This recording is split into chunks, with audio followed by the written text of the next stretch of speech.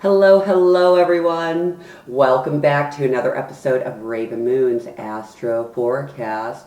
Today is July 28th, 2023. It's a Friday here.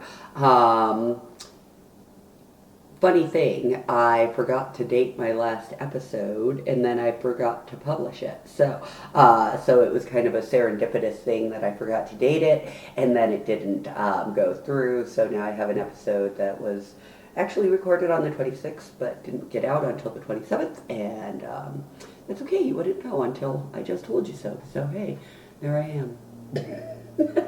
Anyways, okay, so we left off talking about Virgo, the moon in Virgo, and I was being rather negative about my sun sign.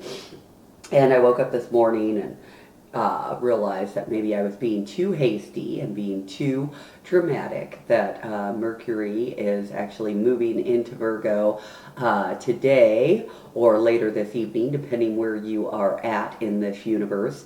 And with that, Mercury is really at home in Virgo. So I just wanted to change my tune a little bit as we talk about Mercury moving into Virgo from happy-go-lucky Leo. With Mercury having its rulership over both both Gemini and Virgo, you kind of see the energy play out differently. Mercury is absolutely the planet of communication, travel, thinking, learning, organizing, thought processes, analyzation, whatever can get the message across.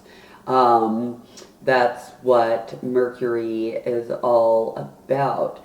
So, it's a little different compared to like Venus. Like Venus has its duality, but it's almost around two different subjects, right? You have relationships and then you have money. Now, both of those things actually deal with a grander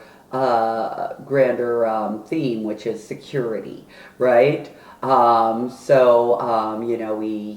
We have another partner to make us feel secure. Sometimes we need money to make us feel secure in this life. So that's a lot of Venus and that energy in Taurus and Libra. When we are talking about Mercury, again, it comes back to communication, thinking, and all of those things. And there isn't that same cut where it's like, oh, Mercury or Gemini is all about travel and Virgo is all about thinking. No, it's not like that at all. It's more like they both are doing the same thing. The energy comes out differently. Like a lot of people say Mercuries are jacks of all trade because they know a little bit of something about everything, whereas Virgos are much more like laser focused, detailed energy, right?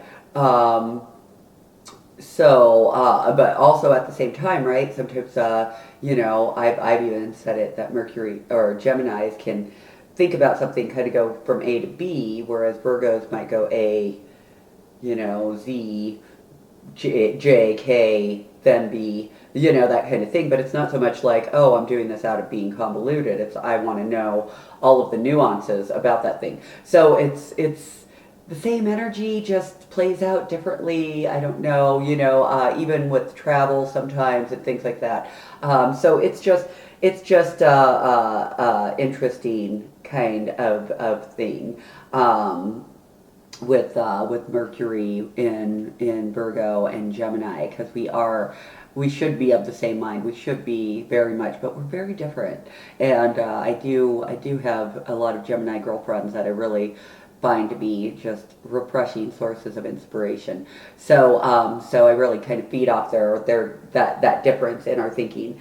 So again, with Mercury direct, that's great, and we also have Mercury and Mars in Virgo, offsetting the Sun and Venus in Leo. So that should give us some grounded, clear thinking. If you have projects, if you have trips to plan, if you have things to get done, before this summer is over, I think Mercury and Mars are really going to give you the impetus to get out there, get those things done, and yeah, succeed.